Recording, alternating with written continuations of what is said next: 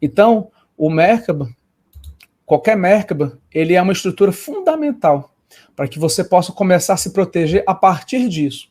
Mas não é só isso. É também de pessoas tóxicas, é de pessoas que ficam vampirizando o nosso campo energético.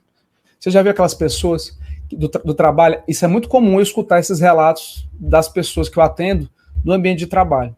Sabe naquela horazinha do cafezinho? A pessoa vive falando desgraça, a pessoa vive falando coisa tóxica, a pessoa vive falando de morte, de doença, do barra pesada, do programa policial, do 190, e aí ela fala que no bairro dela morreu não sei quantos dali, e que não sei quantos levou tiro. E quando você vai ver, se você não cuidar, você começa a ter um cansaço, você começa a ter um sono, que você não sabe explicar por que veio aquele sono, e quando você vai ver, você foi vampirizado energeticamente por essa pessoa.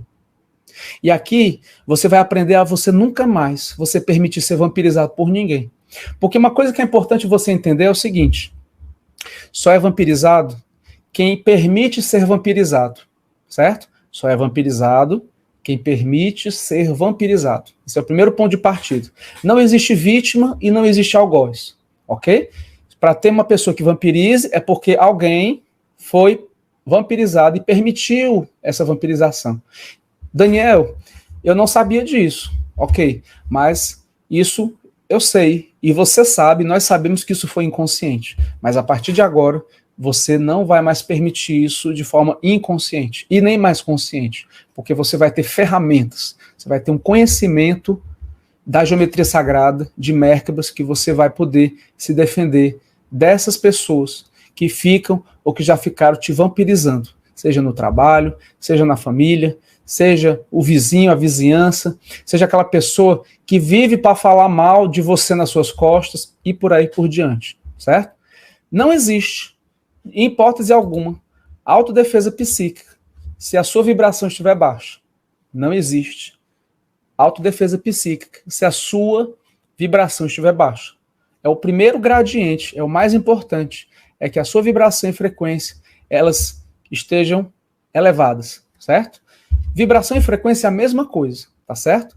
Então, não adianta eu avançar essa aula, não adianta eu falar de todos os Merkabas se você tiver com a vibração baixa. Não vai dar certo, ok? Por quê? Porque o Merkaba, ele é sustentado a partir da sua vibração do seu campo mental. Então, se você tiver com a frequência de raiva, você vai atrair consciências do plano físico e extrafísico que estejam com raiva.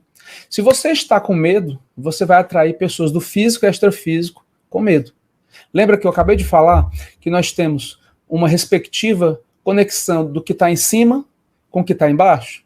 Pois bem, existe isso tanto para as esferas superiores quanto para as esferas de menor densidade.